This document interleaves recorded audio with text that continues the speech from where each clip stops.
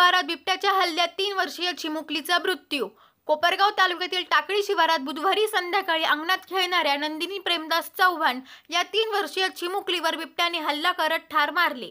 त्यानंतर आक्रमक ग्रामस्थांनी नगर मनमाड महामार्गावर ठिय्या आंदोलन करत रास्ता रोको केला। यावेळी भाजपचे युवा नेते विवेक कोल्हे तेथे पोहोचले व त्यांनी वन अधिकाऱ्यांना जाब विचारत चांगलेच फैलावर घेतले। अनेक बिबटे फिरत असताना तुम्ही जनजागृतीचे किती कार्यक्रम घेतले? तुम्हाला मुरमाचे ट्रॅक्टर पकडून तोडी पाणी करायला वेळ आहे, मग जनजागृतीचे कार्यक्रम का घेत नाही, असा जाब विचारत कोपरगावचे प्रभारी वन परिक्षेत्राधिकारी निलेश रोडे यांच्यावर विवेक कोल्हे चांगलेच भडकले। 2 तास नगर मनमाड महामार्ग रोखल्याने वाहनांच्या लांबच लांब रांगा लागल्या होत्या।